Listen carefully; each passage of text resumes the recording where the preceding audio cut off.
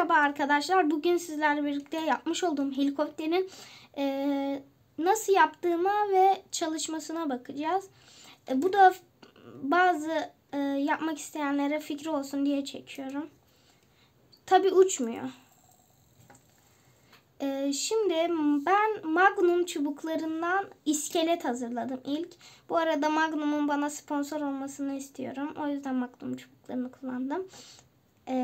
Sonra bu oyuncak arabadan çıkan motoru kullandım. Lehim makinesi kullandım ama onu göstermeyeceğim. Sonra bir tane açma kapama tuşu kullandım. Bir pil ve 2 kablo kullandım. Şu siyahı saymıyoruz. O hiçbir işlevi yok onun. Sonra nasıl mantık yürüttüğüme bakarsak ilk önce böyle insansız hava aracı şeyi katmaya çalıştım. Havası. Sonra böyle alttan ayakları var.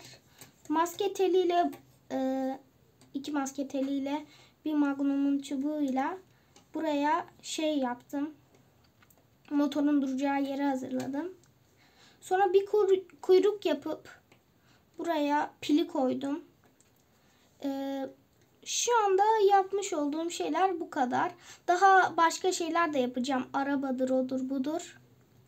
Şimdi çalışmasına bakalım. Ben şu açma kapama tuşunu ilk başta yapamamıştım ama sonra yaptım. Şimdi basalım. Dur. Evet, çalışıyor gördüğünüz gibi.